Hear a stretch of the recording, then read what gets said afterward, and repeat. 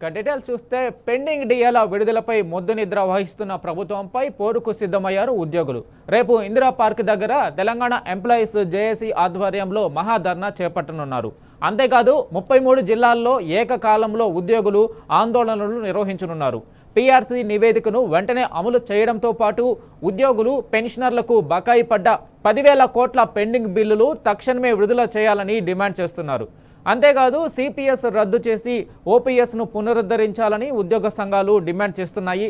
ఇప్పటికే పెండింగ్ ఉన్న 6 డిఏలను తక్షణమే రిలీజ్ చేయాలని ఇప్పటికే పలుమార్లు ప్రభుత్వాన్ని కోరాయి ఉద్యోగ సంఘాలు. కానీ సర్కారు నుంచి ఏమాత్రం స్పందన లేకపోవడంతో పోరాటాన్ని ఉధృతం చేస్తున్నారు. రేపటి మహాధర్నాకు ఉద్యోగులు, ఉపాధ్యాయులు, పెన్షనర్లు భారీగా తరలిరానున్నారు.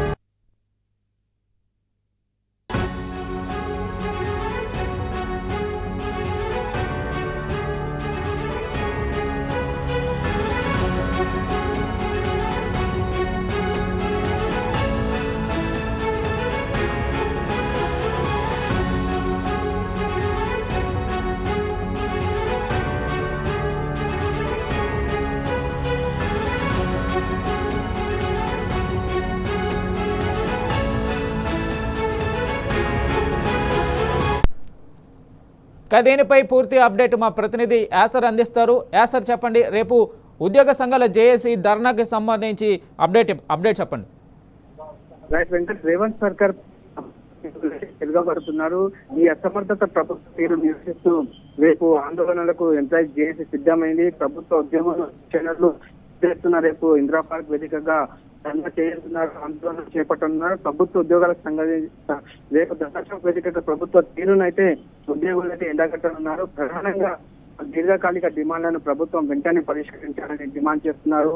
అటు ఇక్కడ ఇందిరా పార్క్ మహాధర్నాతో పాటు అటు రాష్ట్ర వ్యాప్తంగా 33 జిల్లాల్లో ఏకకాల ఉద్యోగులు అయితే ఆందోళనలు అయితే నిర్వహించనున్నారు.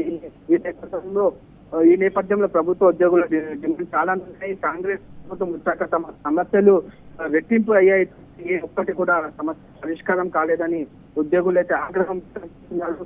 ప్రధానంగా పీఆర్సీ నివేదికను వెంటనే అమలు చేయాలని ఉద్యోగ సంఘాలు అయితే డిమాండ్ చేస్తున్నాయి. ఇప్పటికే జాప్యం జరుగుతుందని ఉద్యోగులను న్యాయం చేసే ప్రభుత్వం తక్షణ నిర్ణయం తీసుకోవాలని ఉద్యోగ సంఘాల నేతలు అయితే కోరుతున్నారు. మరోవైపు అదేవిధంగా ఉద్యోగులకు పెండింగ్ ఉన్న 6 డిఏలను వెంటనే విడుదల చేయాలని ఉద్యోగులు, పెన్షనర్లు సంబంధించిన బిల్లులను కూడా చెల్లించాలని ప్రధానంగా అయితే డిమాండ్ ఉద్యోగుల సంఘాలు పెడుతున్నారు. ఇక ఉద్యోగుల ప్రధాన డిమాండ్లలో ఏపీఎస్ రద్దు చేసి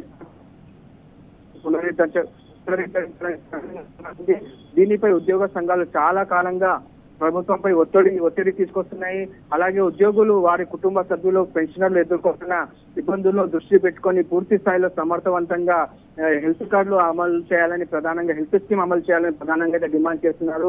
హెల్త్ స్కీమ్ అమలులో ప్రభుత్వం మాత్రం చాలా జాప్యం చేస్తుంది. హెల్త్ స్కీమ్ అందక ఉద్యోగులు తీవ్ర ఇబ్బందులు ఎదుర్కొంటున్నారని ప్రధానంగా ఉద్యోగులు డిమాండ్ చేస్తున్నారు. ప్రధానంగా చూస్తే పెన్షనర్లు హెల్త్ కార్డు అంతగా కనీసం సరైన మందులు గిట్ట ప్రభుత్వం అందజేయడం లేదంటే ప్రధానంగా అయితే ఆగ్రహం వ్యక్తం చేస్తున్నారు.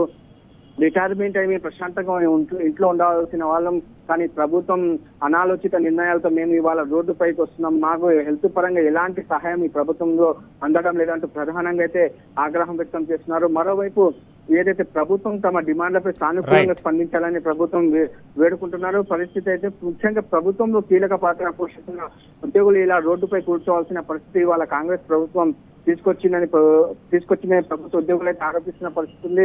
ఖచ్చితంగా ఈ ప్రభుత్వానికి చాలా సమయం ఇచ్చాము, కానీ సర్కార్లో ఎలాంటి ఉనుపు లేదు, పలుకు కానీ ఉద్యోగులు అయితే రగిలిపోతున్నారు.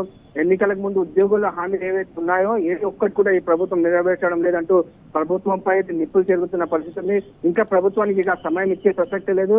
ఖచ్చితంగా ప్రభుత్వమే పోరాటం చేస్తాం, మాకు అవసరమైతే నిర్వహిస్తామని ఉద్యోగులు అయితే ప్రభుత్వాన్ని హెచ్చరిస్తున్నారు. Venkat, right sir, thank you for the update.